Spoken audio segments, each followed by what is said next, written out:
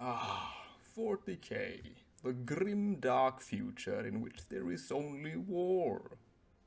Now, whether you're a massive fan of 40K who enjoy the huge scope of a galaxy at war, or like me who's leaning more towards the fantasy side of things, I think we can all agree that guy 7 to 9 feet tall, fully kitted out in massive power armor is cool. There is no doubt about that. I mean, just look at them and tell me that isn't badass. With their plasma guns, bolt guns that shoots mini warheads, because why the hell not? And let's not forget about some of their melee choices, from the famous chainsword to the earth-shattering thunderhammer. And when you wanna get real frisky, why not throw on some lightning claws and go full Wolverine on the heretics and non-believers? And their weapon ain't the only thing that's versatile. Space Marines also come in all different variations, so there's no need to worry about monotony. From Vikings in the Space Wolves who charge into glorious combat with the ferocity of Fenrir, the Roman Greek in the Blueberries who march with a more tactical approach, or the Mongolian style in the fast-paced White Scars who ride in circles around their enemies. And these are only a select few of all the different chapters. If we were to go through all of them, we'd be here for a very long time. However, this part in our story is about a chapter who craves knowledge more than anything, and will use anything in their power to achieve that goal, some methods deemed to be questionable by others. This is a chapter who gained a lot of their fame from the dawn of war games, well, at least to my knowledge, and I must admit, that is the reason why I got into 40K all them years ago. So join me in this not so serious but relatively accurate short deep dive into the Space Marine chapter that is the Blood Ravens. One of 40K's most enigmatic and narratively mischievous Space Marine chapters. So grab your suspiciously misplaced relics, sit back and relax because this is going to get weird. Now a brief introduction I believe is in order for those who are unfamiliar. If 40K lore were a high school cafeteria, the Blood Ravens would be the quiet honor students sitting in the corner, calmly annotating ancient tomes and everyone else's inventory list. Now, publicly their motto is, knowledge is power, guard it well. But their unofficial motto is, finders keepers. The Blood Raven's origin is one of the great unsolved mysteries of 40K. Not because no one knows, you understand, but because everyone who does know is either dead, a demon, or lying. And when you check the Imperial records for the Blood Raven's founding chapter, you discover a crisp sheet of parchment, a large black rectangle labeled classified, and a servitor who says data corrupted, and then explodes. The Imperium usually hides a chapter's origin only when the founding involved a heresy-adjacent gene seed, something embarrassing happened, or the Administratum lost the paperwork. This happens more than you'd think. Their earliest recorded activities appear in the Eastern Fringe, millennia after other chapters are already well established. The chapter cult is also unusually focused on knowledge, research, and prophecy. The Thousand Suns loyalist splinter theory is an ongoing wink-wink situation from Games Workshop because the Thousand Suns were the legion most obsessed with knowledge, just like the Blood Ravens. The Blood Ravens also have an abnormally high number of Psykers, just like the Thousand Suns. And I mean, Magnus the Red literally appears multiple times in Dawn of War to torment them. You don't do that to a chapter you're unrelated to. Also, the constant themes of prophetic dreams, fate, and occult secrets mirror the Thousand Suns culture. Some novels also very heavily imply a Thousand Suns origin, without outright confirming it. They are basically the kid in class who insist they are unrelated to the notorious troublemaker, but they have the same haircut, the same weird interests, and the teacher keeps calling them by the wrong last name. Psykers everywhere. The Bloodravens have an abnormally high number of librarians. While most chapter consider Psykers a dangerous asset, the Bloodravens treat them like Pokemon. Oh, you're using too many Psykers. But this one evolves at level 36. In practice, this means their librarium is massive, rivaling the Dark Angel's archives, and that is no small feat. They also regularly deploy multiple librarians in a single strike force. They encourage psychic development, which is rare and borderline taboo among loyalists. They also maintain a robust set of psychic discipline tailored to foresight, knowledge extraction, and battlefield manipulation. I mean, it is no coincidence that many of the Bloodraven's greatest heroes are librarians, who occupy major roles in campaigns, rather than acting as side characters. This psychic inclination is a big reason why many fans suspect a Thousand Sons lineage. Plus, another odd tendency for the librarians is to have prophetic dreams. Which is cool and all, except the dreams are usually things like, "Last night I saw a future where everyone dies, unless we steal something extremely valuable." Which leads nicely to... The Bloodravens aren't thieves, they just misplace other people's relics into their vaults.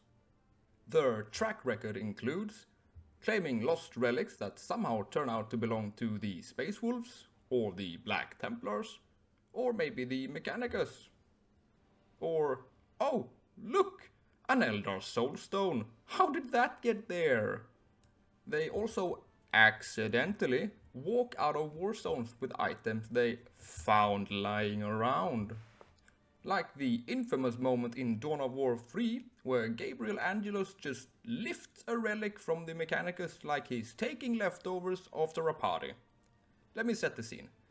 During the campaign, the Bloodravens, led by Gabriel Angelus, need access to a Wraithbone core, a crucial Eldar-related artifact that is in the possession of the Adeptus Mechanicus.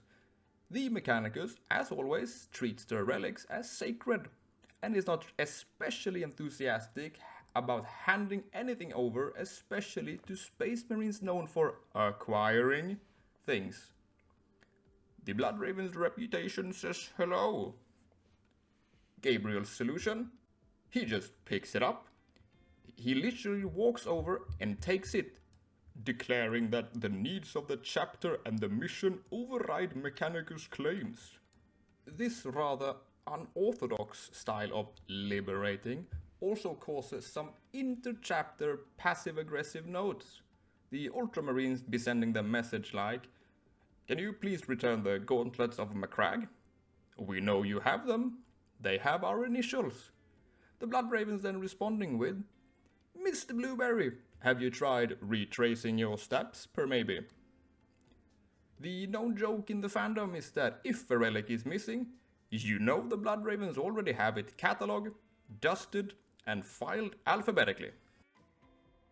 And here he is again, Gabriel Angelos, the man, the myth, the hammer that violates every known OSHA regulation. Chapter master, or captain, depending on era, Angelos is stoic, devout, tactical, and a magnet for catastrophic events.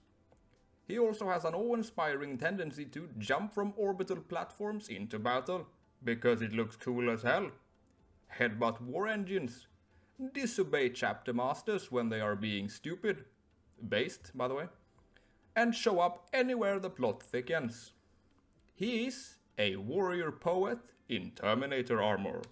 Isidore Achios, a librarian who read far too many forbidden tomes and thought, you know what? Chaos had some good points. Spoilers, it did not. Isidore is the perfect tragic example of a Bloodraven downfall. A brilliant librarian, overly curious, psychically sensitive, tempted by chaos due to the desire to understand more. His corruption mirrors the Thousand Suns tragedy almost too perfectly. And his betrayal is one of the emotional highlights of Dawn of War 1. On the other side of the spectrum we have the Scholar Mystic, Mr. Jonah Orion. Now Jonah is powerful, philosophical, always calm, a walking beacon of psychic force and the spiritual successor to maybe Thousand Suns energy. He has psychic powers so potent they make chaos sorcerers reconsider their life choices. He exemplifies the chapter's knowledge first mentality and manages to wield psychic might without losing himself. He is the Giga Psyker. And then we have Azariah Kairos, the fallen chapter master. Kairos is a study in prophecy gone wrong. Born a psyker, raised in visions, and eventually corrupted by a demon on Aurelia. He manipulated an entire sector into a war that burned multiple worlds. He is the chapter master who went full chaos. You never go full chaos. The Bloodraven's response was to kill him and then politely never speak of him again. His heresy is one of the chapter's deepest shames. Unlike most chapters, the Bloodravens maintain massive libraries. They value scholarship over brute strength. They treat knowledge like ammunition. And they probably hold book club meetings with chain swords as bookmarks. They're like the Ravenclaw of Space Marines, if Ravenclaw occasionally summon demons by accident. The librarian archives are famously overstocked with tomes dating back to the Great Crusade, sealed vaults of unknown origin, forbidden text they probably shouldn't have, artifacts recovered from Eldar tombs or Necron ruins, and at least one book that screams when opened. And the librarians are archivists, battle mages, and historians all in one. What more could you ask for? In their culture, dreams, visions, and omens are taken very seriously. This makes Bloodravens more mystically flexible than the dogmatic blueberries. Not to talk down to Mr. Gilliman, I do love me some Ultramarines every now and then. Or the stoic Imperial Fists. They adapt tactics rapidly based on recovered knowledge. And I mean, a Bloodraven commander will absolutely rewrite a battle plan because he found a footnote in a 4,000-year-old logbook. They are also a culture of secrecy with their unsure past, and psychic foreshadowing, and too many locked rooms, which leads to a culture built around hidden truths. They are basically, what if the Hermetic Order from the Renaissance had chain swords? The strongest piece of evidence include their founder was named Azazel, very similar to Thousand Suns naming conventions, heavy emphasis on librarians and psychic faculty, a philosophical and introspective culture, thematic parallels with Magnus' obsession with knowledge. The Bloodravens appear repeatedly entwined with Chaos Sorcerer from the former 15th Legion. A missing loyalist Thousand Sun force is historically plausible after Prospero. However, why it is not confirmed? It is a mystery by design. Games Workshop chooses to hint, foreshadow, reference, tease without ever giving a clean answer, because they know mystery is the appeal. They are the galaxy's premier Scholar Marines, a mobile occult library with bolters. Legitimately heroic, but constantly accused of pilfering. Psychically potent, burdened by secrets, perpetually haunted by their past. They are not confirmed Thousand Suns, actual thieves, depending on your definition, or chaos tainted, except those who definitely were. And there we are.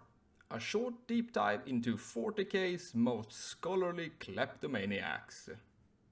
Let me know about some things you like about the Blood Ravens. And until the next time, this has been the Fan Sci Guy, signing off.